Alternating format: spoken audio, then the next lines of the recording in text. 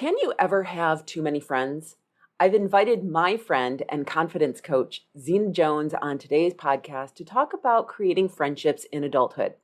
Recently, Xena held an experiment called the Friendsperiment, where she intentionally set out to create in-person friendships with other adults.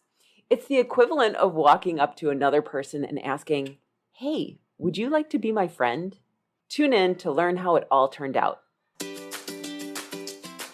You are listening to the Done with Dieting podcast, the podcast for women in midlife who are done with dieting but still want to lose weight and feel good in your clothes. You know that diets don't work long term, but you feel like there's this secret that everyone else knows that you just haven't figured out yet.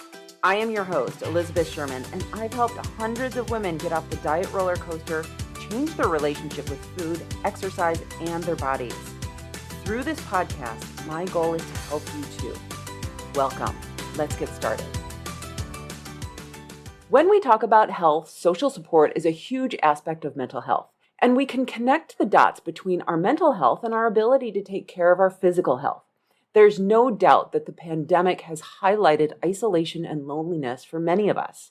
As you'll hear in today's episode, one of the things that I struggled with before moving to Mexico was creating and developing friendships as an adult. And in speaking with so many women, I know that I'm not alone. In today's episode, I'm talking with confidence coach Xena Jones about creating friendships in adulthood, developing them, and then also what to do when friendships end. I think you're really going to love it. All right, everyone, welcome Xena Jones to our podcast episode. Xena, welcome. Thank you. I am so excited to be here. This is going to be so fun. This is going to be fun because you are going to share something with us today that I think so many women struggle with. We're talking about friendships. And before we even get into friendships, let's introduce you. Xena and I have actually been talking for a half an hour before we even pressed record. We've just been chatting it up. So I feel like we've been on this podcast episode for a half an hour now. But anyway, Xena, introduce yourself with your lovely accent from New Zealand and tell everyone who you are, how you help folks, and all the things. Yes. Wow. Thank you. Yes, I am in New Zealand. I live here on the east coast of the North Island with my partner and our two fur babies. And I live right by the beach. So I'm very blessed to be here. I am a confidence coach for women, and I teach women how to have their own backs and kick ass in their life. That's what I do. So let's talk about that. What does it mean to have your own back? Such a good question.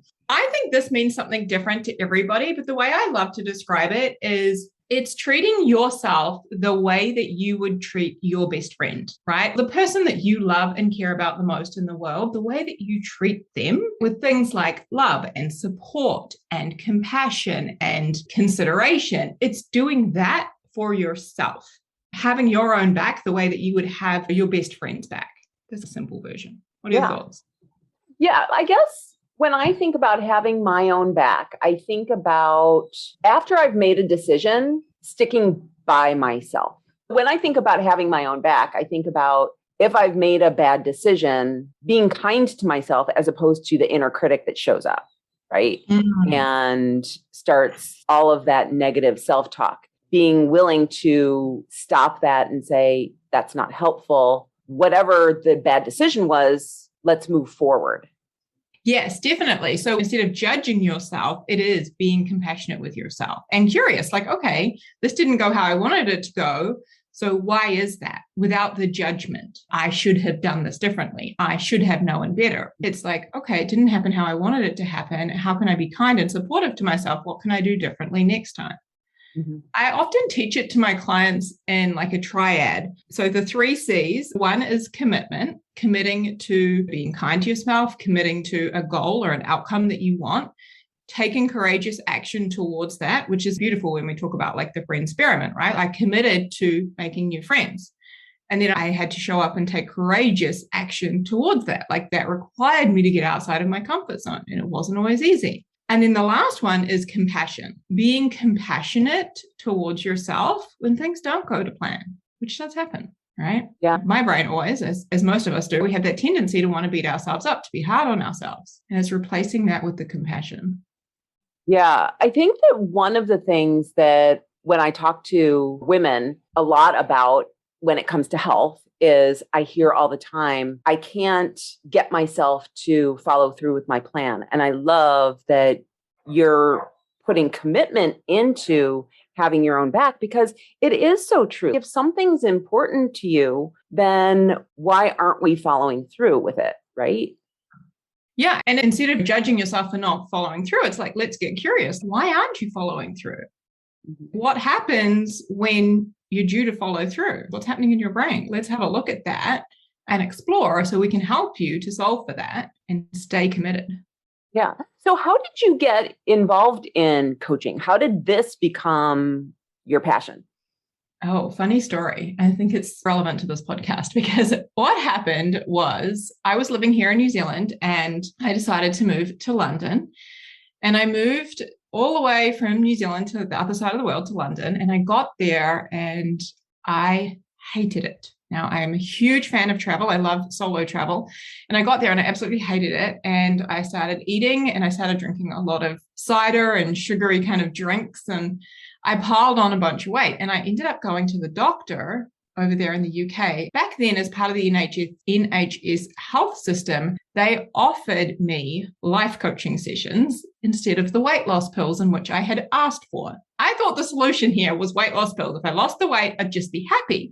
And they're like, we're going to give you some life coaching sessions. After that, you can come back. We'll talk about these pills. And long story short, I took the coaching sessions, very determined that I would be back. But I didn't. I went and had the coaching sessions, and that absolutely changed my life forever. It changed the way I thought about myself, my body, my entire existence. And I lost so much weight naturally after those sessions. That is fascinating that the NHS said, we're going to give you life coaching. Yeah, they gave me, I think it was 4 or 5 sessions. And unfortunately, they don't do this anymore. But I'm so grateful that they did because it changed my life so much that I was like, I have to become a coach. Why isn't this everywhere? How did I not know this existed? Yeah. That's so fun. Yeah. So then one of the things that we wanted to talk about today was adult friendships. Mm-hmm. What are you seeing as a trend in folks who are making friendships? Tell us more about your friendships and why you felt like you wanted to have more friendships.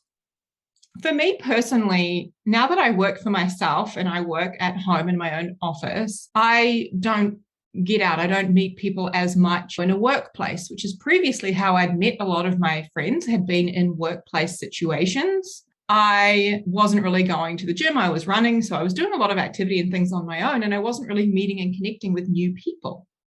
And then especially when COVID hit, all of the kind of events that you might have gone to, all of the networking, that was gone.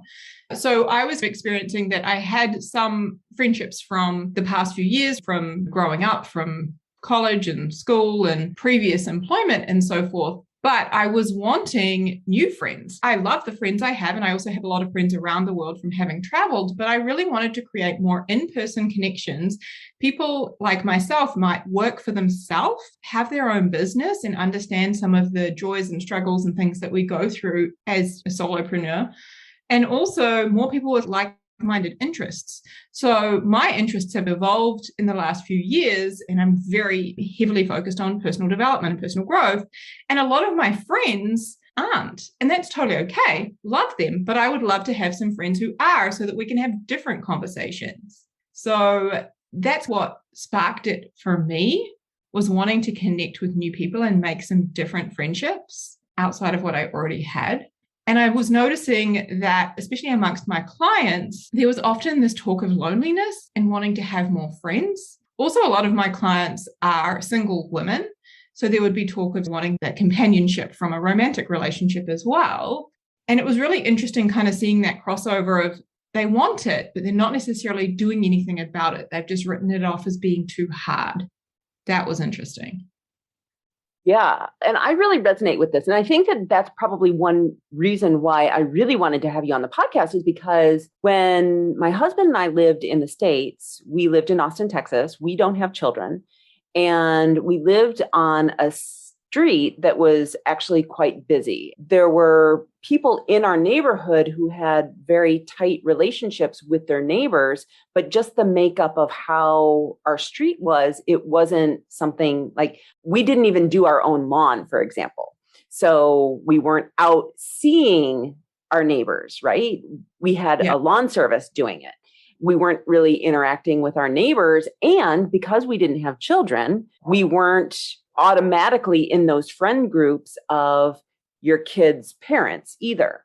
And so it was really difficult for us to make friendships because then all of the people that we met at work, they had families that they were going home to. And it was just really tough for us. And it wasn't until we actually moved to Mexico that we now have a huge social support system, which has been amazing. But it was something that we just really struggled with in the United States. Like, how do you make friends? We would go out with other couples and it felt weird, like calling them up and being like, do you want to go out to dinner? Right? Yeah. You don't want to come across as creepy. Right. Exactly. Like, don't get the wrong thing here. It's not a swingers thing. We're just looking for other people who are cool. Yeah. I love what you said. I really relate to that because one thing I experienced is I chose not to have my own children. I decided from a young age, I've always known I didn't want to have kids. And many of my female friends then settled down, married, had kids, and our friendship changed because then they were very focused on their family. And I was at a very different place in my life. And that definitely altered the friendship. Yeah. So I can relate to what you're saying in that you're at different stages of life sometimes. And it's trying to find people who are at a similar place that you can be friends with. Yeah. Well, and especially with friendships that you have, and then your friend has a baby or a family, you completely understand that they have other priorities and that they can't spend time with you as much as you would like them to. Yes. Unfortunately, those relationships do drift apart. I think that they can come back together again. And we've noticed that with many of our friendships where the kids don't actually want to be around mom and dad anymore. And so they have more free time. Yeah, definitely. And I think that's what I've experienced as well. My friends are younger moms and they have young kids. It's very much focused on that. And the conversation becomes very different, of course. But like you say, later on, you can reconnect. But again, I love what you were saying around how can you do it without being creepy? Yes, and we're going to come back to that. But I also want to talk about, because I'm sure that a lot of folks here who are listening right now also notice that maybe, I don't want to say the quality or the connection of their relationships hasn't been great, but when you have those friendships of convenience of the people who are in your neighborhood or the parents of your friends or your kids' friends, are those just friendships out of convenience or are they chosen? And I love the Friendsperiment because what you're doing is you're actually deciding instead of just saying, well, I guess these people will have me, right? Yeah, that's a really interesting one because I have a client and we have coached on her thoughts around using people. And I think that that kind of speaks to like, is it a friendship just for convenience? But one of the things I said to her was like, what if you are using them and they're also using you? What if that's not a problem? Like a friendship for convenience, what if that's just not a problem? I think there's a saying, something about like friendships come in seasons or something like that. They're there for a season or a reason, and then sometimes you move on, and that's totally okay. What are your thoughts? Oh, I love that because I actually have a client right now who is having so much drama about a friendship that ended. Okay. And it didn't end well, but she's having a lot of judgment on herself. I think not only because of how she handled it, but also with the expectation that friendships should be forever. Oh, and yeah. I just don't think that that's necessarily true. There are relationships that are going to come into our lives and they've worked their course and then they just naturally finish. You can mourn the friendship, but it doesn't mean that either of you was wrong, right? Yeah, definitely. And I think it's a lot like romantic relationships, right? Like you get into a romantic relationship and your intention is usually to be with this person for the rest of your life, right? This is your person. And I think the same is true for friendships. Like you think you're going to be friends forever, but sometimes life happens and things change, and that's totally okay. And sometimes you can go through, I've actually had a couple of significant friendships. I would have called them like my closest or my best friends. And I think of two in particular where our friendship ended abruptly. And now, with the tools and the knowledge and the awareness I have, I definitely would have done things differently. But then I was very much blaming them, and I was very angry, and I was very judgmental. And I went through a lot of grief, I would say, at the loss of that friendship, as you would if, say, for example, your partner perhaps cheated on you or said, I no longer want to be with you. Like you would mourn the loss of that relationship as well. Yeah, I had a very similar experience, which I'll probably be talking about on a future podcast episode. I haven't cleaned up all of the stuff around it yet because the podcast episode, I have half of it written, will be about forgiveness. And in that relationship, if it hadn't gone the way it did, I wouldn't be a coach today. I had such a reaction to that relationship that I went through coaching and was like, oh my God, this is amazing. And I want to be a coach as well. And so I can't at this point fault that relationship or have any negative thoughts about that experience because it brought me where I am today. Yes. I think that's such a powerful place to get to. And I also want to acknowledge that we don't get there straight away, that when we can get to that place of being like, what was the gift or the lesson? What was in that for me? What can I take away from that? What was my learning, basically? I think that's such a powerful place to be able to get to.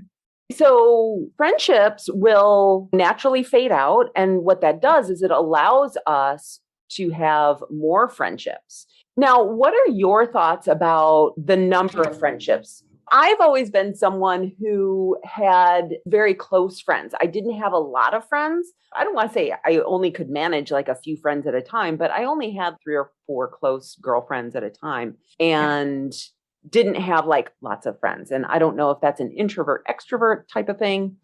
What do you think about that? That's interesting. I would have considered myself exactly the same, and I am very introverted. And it's funny because my partner says to me, you have so many friends, it's ridiculous. And I didn't really think about that, but he's right in the sense that I have friends sprinkled all around the world, all throughout New Zealand, and some of which definitely are here. But being an introvert, like I often don't connect with people. I think you're one of my friends, but I don't feel the need to like message you every week or get on a Zoom call, or I don't necessarily maintain my friendships in the perhaps traditional sense or what we commonly think of as maintaining a friendship. But I also don't think it's a problem if you just have a couple of close friends. What is it that you're looking for? Here's how I want to answer this. I think it's what is it that you are looking for in friendships, just like what it is that you're looking for in a romantic relationship. Like, are you fulfilling those needs? And that doesn't have to be with just one person when it comes to friendships or perhaps romantic relationships, however you're inclined. But can you tick all of those boxes? And I think this is something we were going to talk about anyway. Can you make sure that you are getting all of the kind of different types of friendships and different connections that you're wanting? And that may only need to be with a handful of people, or maybe it's like 10 people. Does that make sense? Well, yeah, because like, for example, I think that for so many of us, or at least I saw with my parents, that my parents did everything together. And not that there's anything wrong with that, but I think that it puts a lot of pressure on that relationship.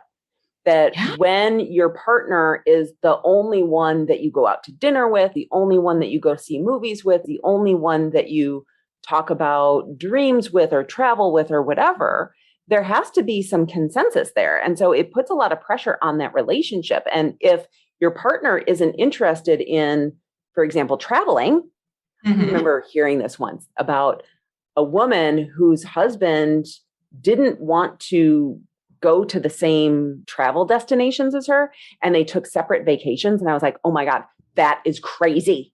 That is just craziness. I love that. I know, but like this was years and years and years ago when I was still thinking about traditional, what should a relationship be like? And so to have a friendship that you could go traveling with, that could be amazing. Yeah, definitely.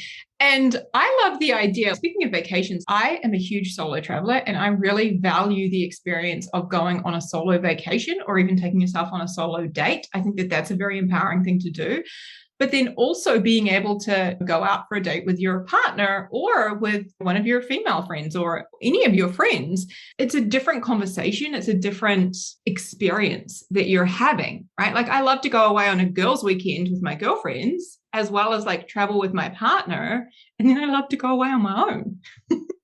Now, let's talk about your solo travel because I think that takes just cojones, like to get on a plane by yourself or even drive somewhere and be alone, walk into a restaurant alone. I've done it because I've worked and I had to go out to eat while I was on a business trip, but I've never done it actually living in the same city as where I live. Wow. I feel like I'm going to set you some homework. Okay, bring it. And for all of the other women here. Yes, it is so empowering to be able to take yourself out.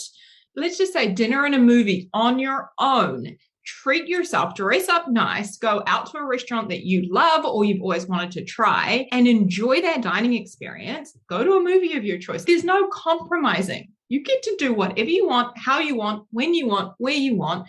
And then at the end of that experience, your brain's like, holy shit, I'm amazing. I did that. What else can I do? Bring it. I love it. I love it. Well, and it's true because it's like, you know what? I don't want to deal with anyone else's agenda right now. I just want to do what I want to do. Imagine going away for a weekend on your own. It's so fun. I'm thinking about eating alone. Well, when I used to do that, when I traveled alone for business, I used to bring a book with me. People are on their phones now, but how do we not do that? How do we still check in with where we are and be present with the whole experience without feeling like we need to escape? Yeah. Yeah. Such a good question. So I always like to recommend have either the book or the phone there as a backup for if you get to the point of discomfort that is like intolerable for you, right? Then you've got that kind of that distraction. But what I recommend is the worst thing that's happening is what your brain is saying to you. And your brain's like, oh my God, everybody's looking at me. What are they thinking? They think I'm all alone and blah, blah, blah. Like your brain is just, as I say, my brain is just being an asshole. That's it. That's the worst that happens is your brain starts kicking up all of these thoughts. But if you can sit there and just watch your brain doing this and be like, okay, I can still have a good time. Maybe they are thinking about me. So what? What do I want to think about me? I think I'm pretty badass sitting here doing this. Watch me, people. Well, and what I'm hearing you say is actually becoming your own friend. Yes. Well, you said it at the beginning, but I'm hearing it again with this solo date thing. Yeah. And again, when I teach my clients how to have your own back, I'm like, take yourself on a solo date. You're going to have so many opportunities because your brain's going to kick up a fuss and you get to have your own back. You get to be compassionate and curious. You get to stay committed, stay present, all the things. It's courageous to do that until it becomes comfortable. It takes a while sometimes. Yeah. I love everything that we've been talking about. This is great. So let's talk about your Friendsperiment. Mm-hmm. Like, first of all, what is it? I have so many questions. Okay, so my Friendsperiment, what I called it, was basically I wanted to make some new friends. And so I decided to make it an experiment because that sounds fun and with a lot less pressure. I'm just going out there and seeing what works, what doesn't work, and how I can make some new friends. And I learned a lot in this process of making friends. And there's a lot of ways I can take this. What would you like to know? Well, so first, are you still doing it? Yes, not as actively in that when I say yes, what I'm doing now is more focusing on some of the people I have connected with is creating more of a friendship. Because one thing that I have really learned from this is you may find connections that you hit it off instantly with, but for the most part, it takes time to get to know someone and develop a friendship. So I'm really in that phase of investing time in the people that I really resonated with and wanted to hang out with and want to be friends with. I'm now focusing on them and developing that friendship as opposed to meeting new people and making new friends. In saying that, though, I feel like now that I have some things in place, like I joined an all-women's gym and I'm going to a variety of classes, and now I'm meeting a variety of people. And even last week, I set up a coffee date with another woman who I just hit it off with in the middle of class.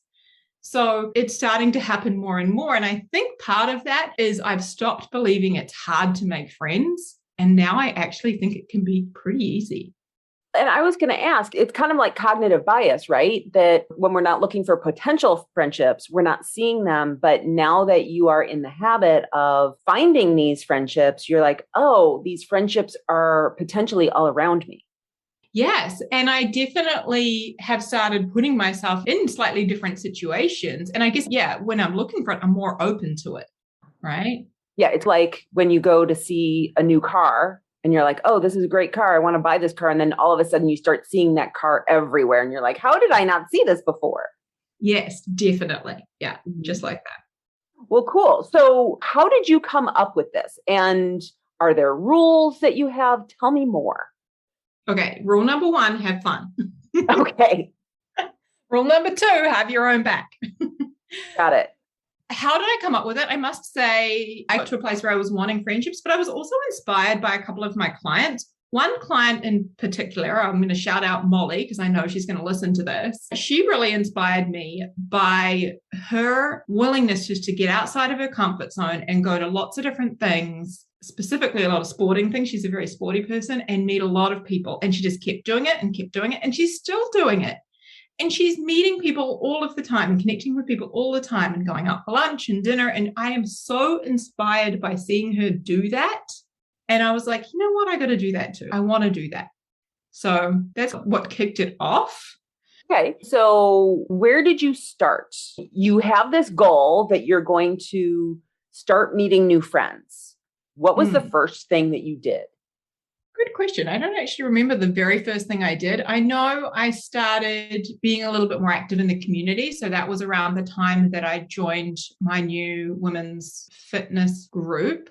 But also one of the significant things that I'll highlight is I posted on social media what I was doing. I'll admit I was a little concerned about what people might think, in that they think perhaps she has no friends, which nobody ever implied, but my brain was just going there.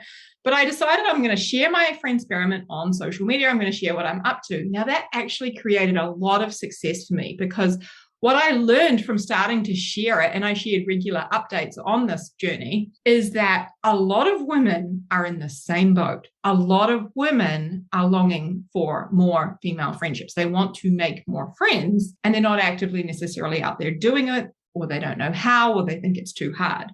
First of all, I learned that. And then by sharing what I was doing, people started reaching out to me and asking me to go for coffee. They were like, you want to go for a walk? Do you want to go for coffee? Let's hang out. I was like, wow, that was easy. Did anyone put you on a blind date, so to speak? Yeah. That's oh no. What? Yeah.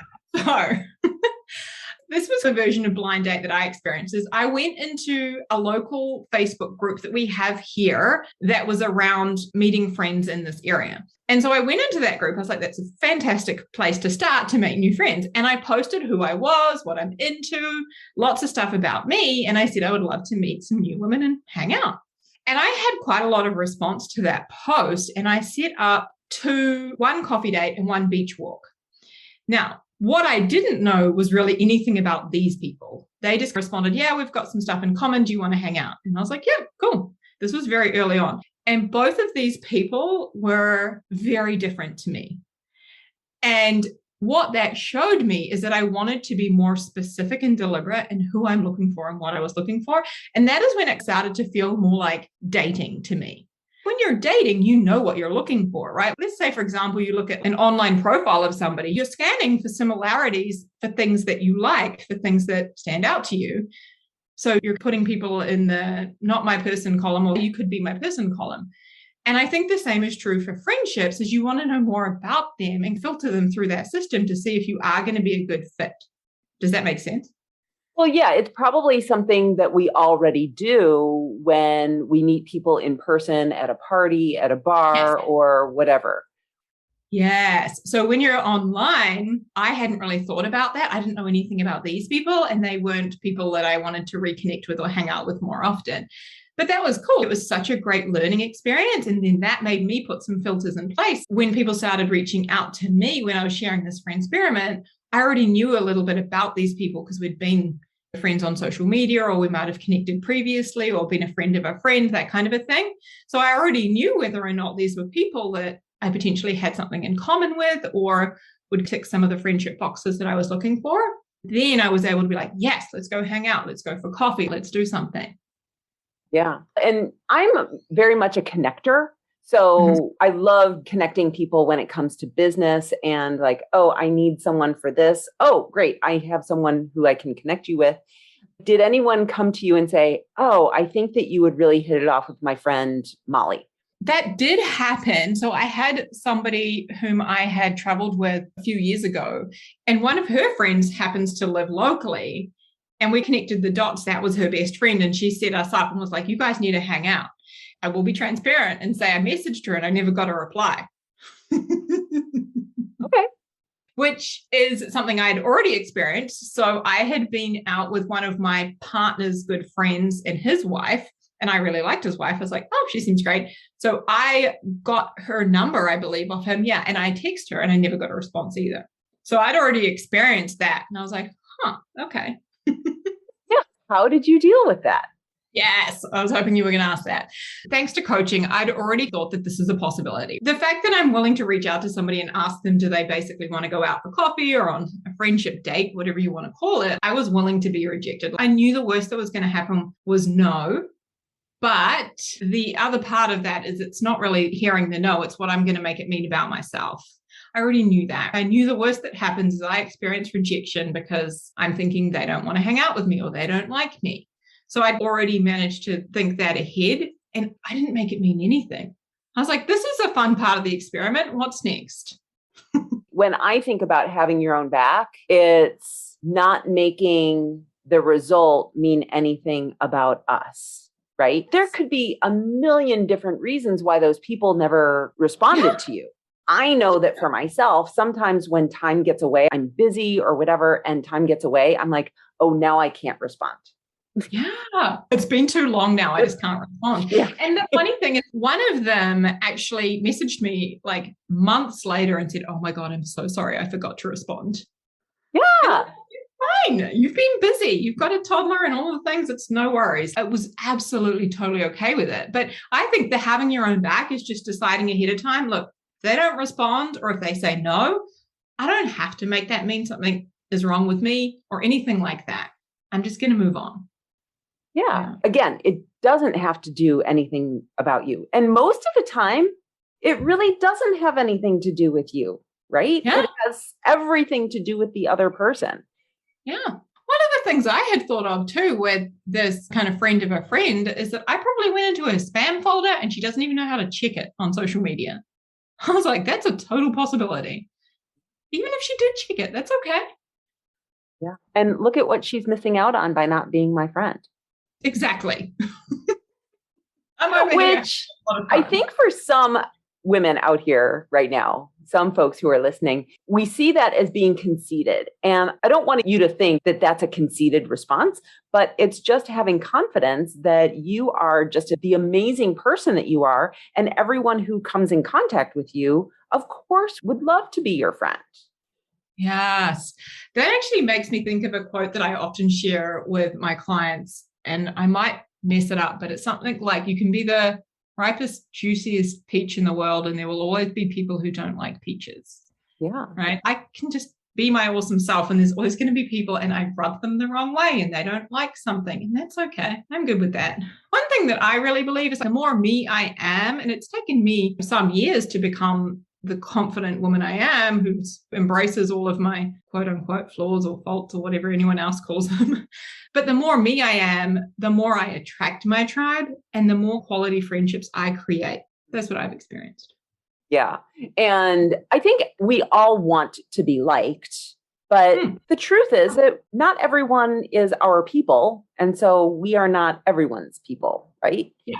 I think we also forget that we don't like everyone. We don't, totally. I don't like you, but you should still like me. Yes. Yeah. I've experienced this. I remember being in a workplace and it was full of women and there was a lot of gossiping and it was a very interesting environment. And I wanted them all to like me, but I didn't like a lot of them. It's crazy. Now that I think about it, I'm like, huh. Why did I spend so much energy trying to get them to like me? Yeah. Interesting. Yeah. So tell me, what were your fears going into this Friendsperiment? My first fear when I came to share it was everyone's going to think I have no friends. That was my first fear. And why is that a problem? Well, that's what I coached myself through is I was worrying about what other people think of me. And the funny thing is it's not true. So why am I concerned about something that's just not true? That's where I got to. I was like, I have a lot of friends here. So why am I concerned about that? That was an interesting one for me because it just goes to show me that I think I have a little bit more work to do there when it comes to how other people perceive me. So that was one. Other things that I was afraid of, I don't know that there really were any. Because when I viewed it as an experiment, it was like, I'm just going to go and see how it goes and learn from it. Yeah. I think that was a really fun way to approach it. Yeah. It took the pressure and the expectation off. Well, it sounds like you were afraid of the rejection piece, but you had done some work around that to make it not mean anything.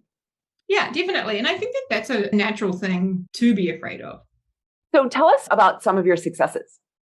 Yeah. One woman reached out to me on Instagram. This was actually my successful blind date, let's call it. So she reached out to me on Instagram and she'd been following me for a little while. And she said, hey, we have lots in common. I'm a coach as well and all these things. And she lived locally. So we went for a coffee and we just hit it off. And I had allowed an hour for this coffee. Luckily, I didn't have anything afterwards because we were there for 2.5 hours. We had so much in common, just chatting. It was so fun. She works for herself as well. So we are part of a local women's networking support group for women in business.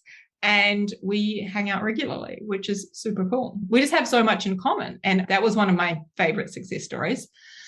Another one is I reconnected with somebody I had worked with many, many years ago who I always liked. When we were working together, we used to just laugh and dance. And we were just really silly and we just had so much fun. And she had great energy.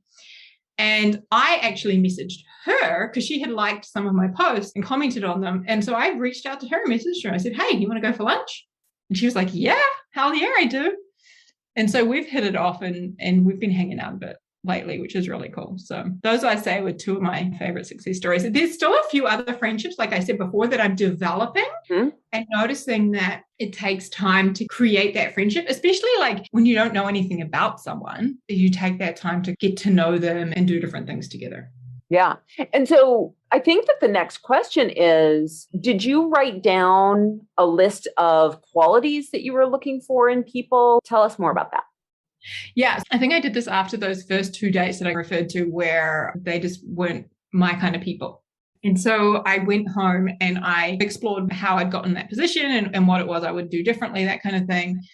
And that is when I identified that I want to look for certain things. So women who perhaps work for themselves, women who are interested in personal or professional development. I went as far as to say things like, I would love to have a friend who's really, really wealthy, who has a different money mindset than I do, who has a different reality than I do. I was like, that would be super fun and really interesting to get to know. Right. And then I met another woman that makes me think. And one of the other things on my list was a friend who uses words I have to go home and Google. Like a friend who's so intelligent that she uses words that I'm like, what the heck does that mean? And I actually met this person, one of the people that I'm developing the friendship with. And it was so fun talking to her and trying to interpret what she was saying. And she like works some space stuff. And I don't even know how to articulate what she does. But that was super fun because it really just got me thinking differently.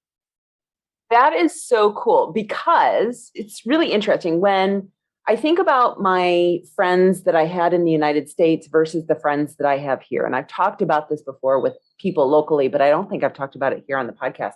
In the States, I see this on social media a lot as well, that when you see pictures of friend groups, everyone looks the same. They all have the kind of the same hairstyle. They all dress the same. And we feel comfortable with people who look like us, who act like us, who have the same viewpoints. And moving here to Mexico, there are people here that I interact with that back in the States, I would have been like, I don't like you. I don't want to see you ever again. But because we're in this very small community, we run into each other all the freaking time. And as a result, I have friends who initially I rejected. My brain was like, I do not like this person. In fact, all of my best friends here today, my initial thought was, I don't like this person, which is crazy. But for whatever reason, the brain was protecting me or thinking like, yeah. So anyway, being put into this smaller environment where there are people from all different areas and lifestyles. In my friend group, we have someone who's 40. Gary and I are in our 50s, and we have friends that are in our 60s. All of us hang out together like 3 decades. And I just never had that in the United States before. And so I love it that you were looking for people who were definitely more diverse than you, because we don't seek that out typically.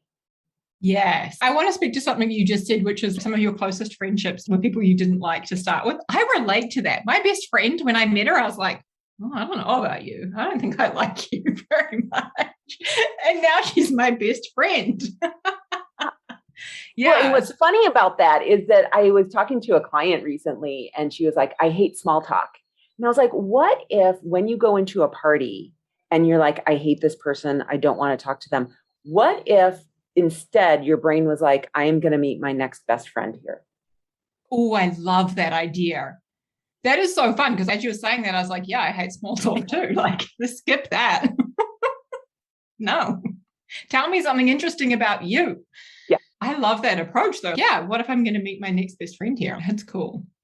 But also I wanted to speak to what you said about the variety in ages. And this is like something I'd already experienced from traveling so much is sometimes I would join like an organized group tour or you'd meet different people in different places. And I have a variety of friends in a variety of ages and all sorts of different things. So I think there's such beauty in that because they each bring different qualities and experiences. I'm in my mid-30s and I have friends in their 20s right up to 60s. I have friends in their 60s who admittedly were like friends of my parents, but I like them so much. We're friends. We hang out outside with my parents. I'll go out for lunch with them and stuff, have them over for dinner kind of thing. I love that. That's so awesome. Yeah, I just love the variety of ideas and experiences and viewpoints, and I think it's fun. So I have to imagine that when you ask people out on dates, friendship dates, that it's actually very flattering. Yeah, usually what I say is, we should be friends. Do you want to go for coffee? And sometimes they laugh and I'm like, I'm serious. Or it depends. Like the woman at the gym the other day, I was like, oh, we have so much in common. We should go for coffee and talk. She's like, yes. It's like, great.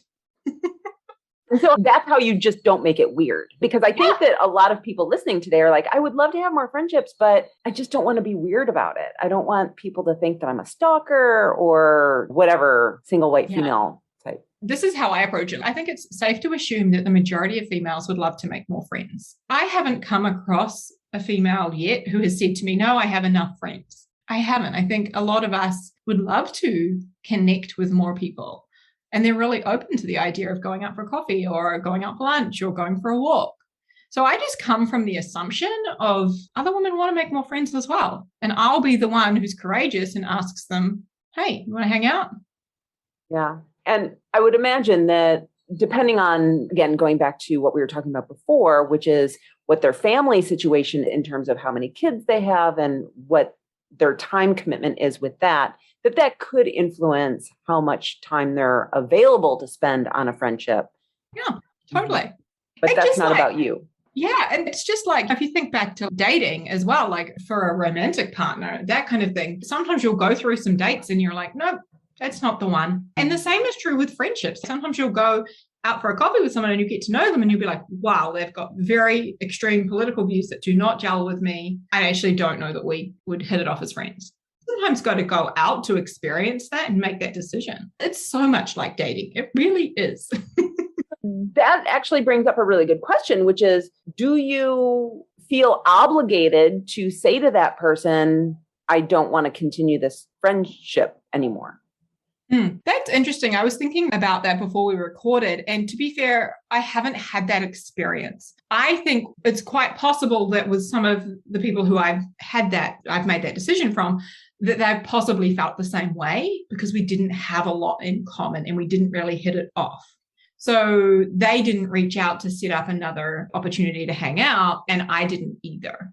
But I think if somebody was to reach out, somebody I didn't gel with, I would possibly handle that in one of two ways. I, like you, am a connector. So I would potentially connect a couple of people who I think would be a great fit to hang out and be friends. Or I would be upfront and say, hey, I don't know that we really hit it off. I wish you the best. I don't know exactly how I would say it, but I think I would just be upfront because I would rather somebody was upfront with me so that I could then just move on. Yeah. One thing that's really interesting in thinking about this a little bit more is Gary and I do going out with other couples, and we will often be the first ones to initiate going out to dinner.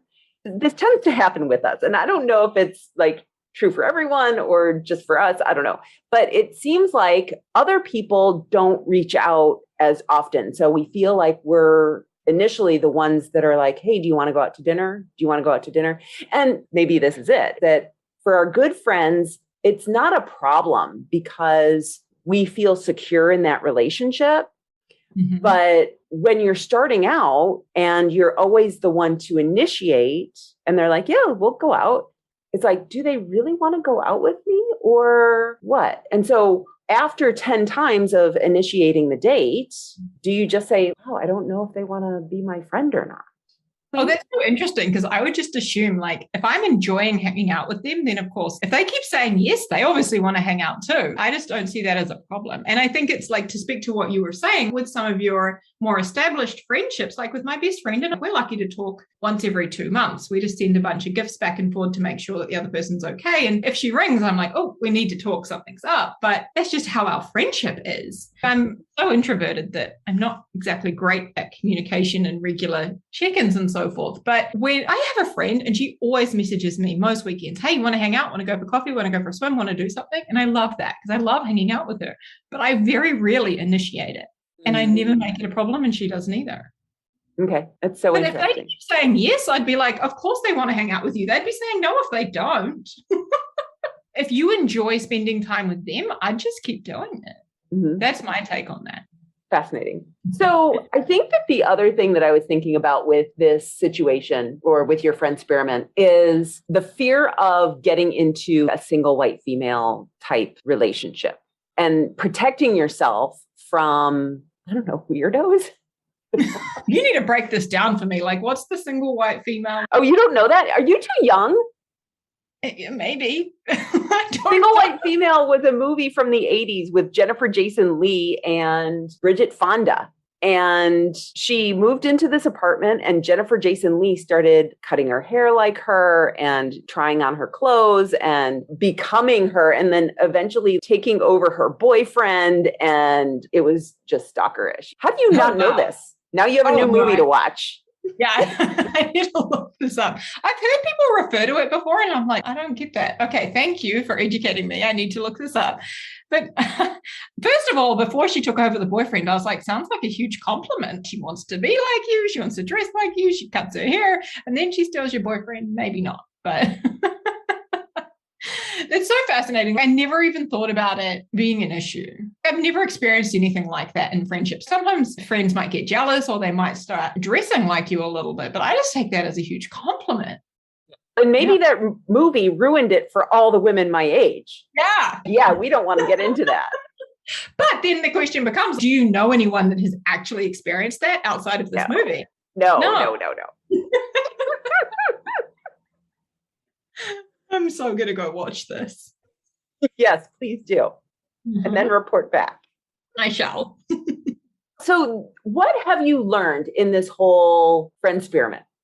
Gosh, I've learned so many things. I think a couple of the big takeaways is there's a lot of women out there who do feel lonely and would like more female friendships. And it's not that hard to ask someone out to be friends. We make it such a big deal in our brain, and it really isn't that big of a deal.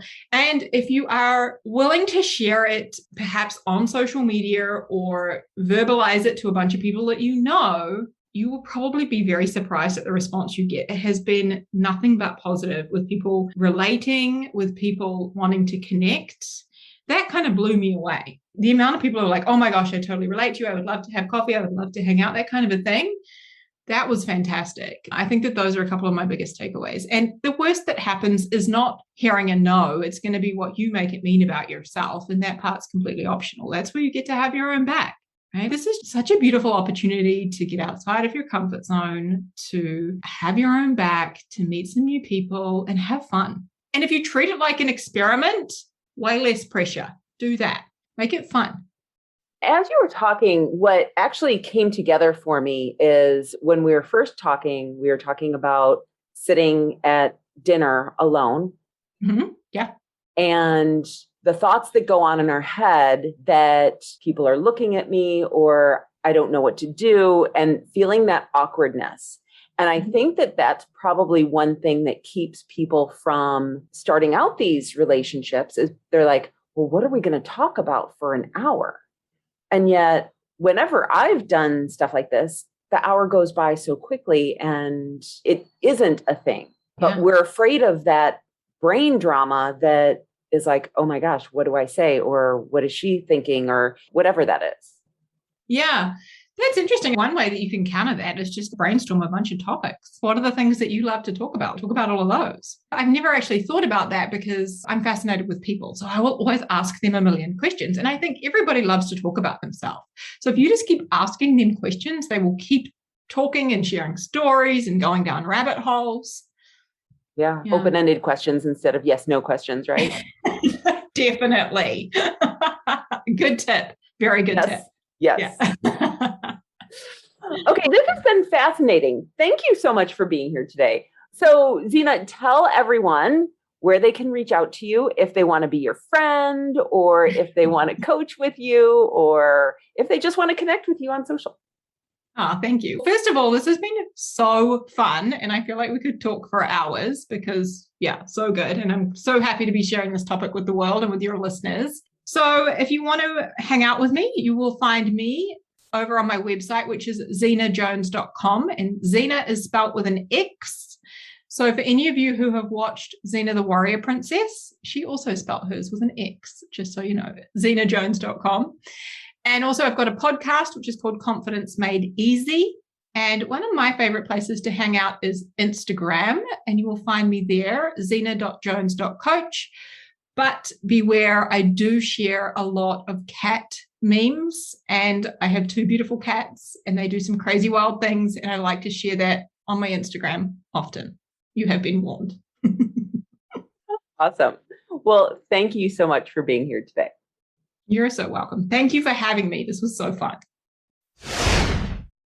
Over the years, I've done a lot of work on my relationships, what I think about them, and getting rid of the unhelpful thoughts that I have about others that really take me further away from the connection and belonging that I want, and really creates more of that. Like what Xena mentioned in the podcast, what happens when we are open to new friendships and aren't defined by what the friendships need to look like, we start to see and experience possibility everywhere. I'd love to encourage you to start your own Friendsperiment, realizing that you really have nothing to lose and everything to gain. Have a great week, everyone. I will see you next time. Bye-bye. Hey, thanks for listening. If the show resonates with you and you have a friend, mother, sister, or anyone else who you think would benefit, I'd love for you to share the podcast with them. You can leave me a rating and review in Apple Podcasts, which helps me create an amazing experience for you. And it helps other women who are done with dieting and want to get off the diet roller coaster to find it as well. See you next week.